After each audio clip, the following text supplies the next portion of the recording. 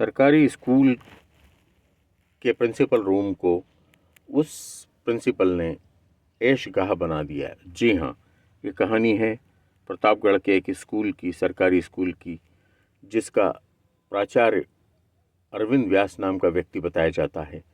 इसने अपने ही कक्ष को रंगरेलियों का अड्डे में बदल दिया।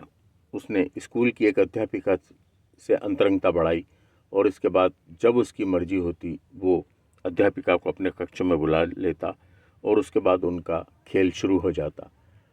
कई बार बच्चों को इसकी जब भनक लगी तो बच्चों ने अपने घर जाकर शिकायत भी की, लेकिन घर वाले भी इस बात को सुनकर दंग रह गए कि स्कूल के प्रिंसिपल के रूम में प्रिंसिपल द्वारा इस तरह की हरकत कैसे की जा सकती है।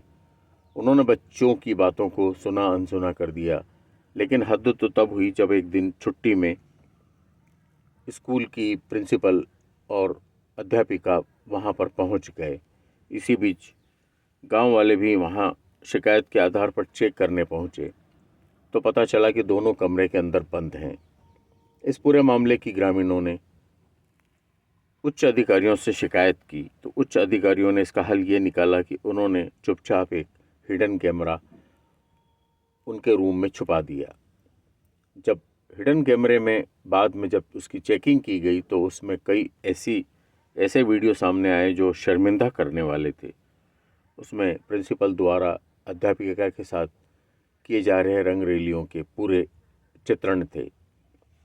इसके बाद तुरंत दोनों को सस्पेंड कर दिया गया और उन पर विभागीय कार्रवाई भी शुरू कर दी गई। इसी बीच गांव वाले भी इकट्ठे हो गए और उन्होंने प्रिंसिपल को पकड़ने की कोशिश की, लेकिन प्रिंसिपल वहां से भाग निकला। बताया जाता है कि इस घटना का जो वीडियो है वो इतना वायरल हुआ कि घर घर पहुंच गया। लोगों ने दांतों तले उंगली दबाई कि किस तरह से एक स्कूल के, जिसे कि शिक्षा का मंदिर कहा जाता है, उसमें एक प्रिंसिपल द्वारा अपनी अय्याशी को किस तरह से अंजाम दिया जा रहा था। और उसने स्कूल की ही एक टीचर के बारे में यह जानकारी मिली है कि उसका पति कहीं दूसरी नौकरी करता है और अध्यापिका इसी गांव में रहकर अध्यापकी करती है और यहीं पर रहती भी है।